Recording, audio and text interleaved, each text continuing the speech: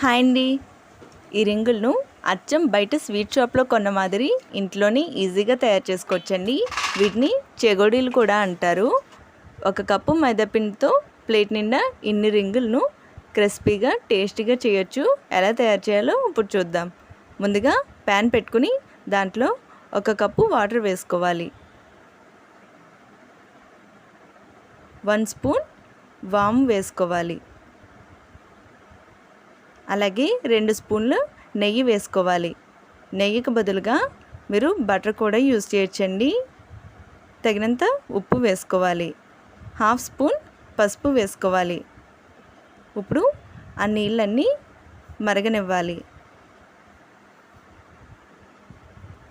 నీళ్ళు మరిగిన తర్వాత 1 కప్పు మైదాపిండి వేసుకోవాలి. 1 కప్పు వాటర్కి 1 కప్పు మైదాపిండి కరెక్ట్గా సరిపోతుందండి. ఇలా గనక పిండిని కలిపారంటే మీకు రింగులు అనేవి పర్ఫెక్ట్గా వస్తాయి. ఇప్పుడు ఆ పిండి అంతా బాగా కలుపుకోవాలి.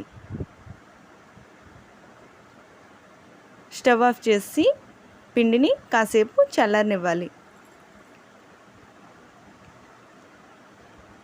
పిండి కొంచెం చల్లారిన తర్వాత గోరువెచ్చగా ఉన్నప్పుడే ఇలాగా ముద్దలాగా కలుపుకోవాలి.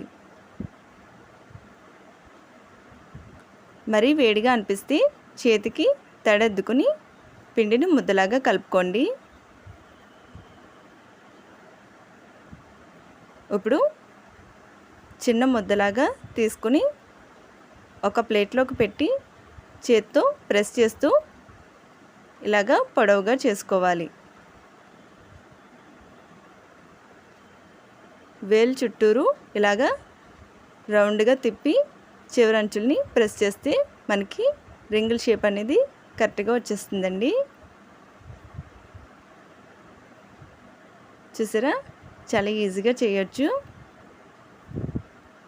చివరంచుల్ని కొంచెం గట్టిగా ప్రెస్ చేయాలండి, లేకపోతే ఆయిల్లో వేసినప్పుడు అవి ఊడిపోతాయి.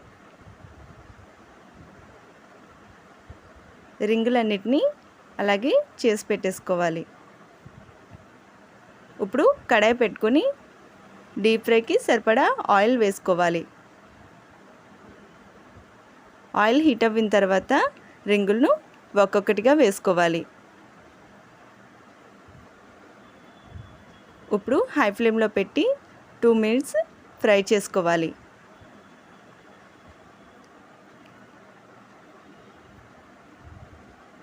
అవి కొంచెం ఫ్రై అయిన తర్వాత ఇప్పుడు ఇలా గట్టి పెట్టి వాటిని కొంచెం కలుపుకోవాలి.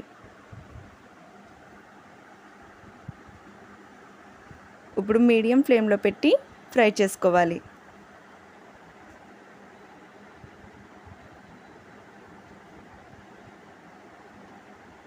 నొరగ తగ్గిపోయింది కదండి.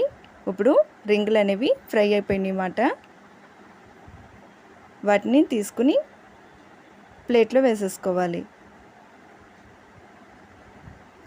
మిగిలినవి కూడా అలాగే డీప్ ఫ్రై చేసుకోవాలి.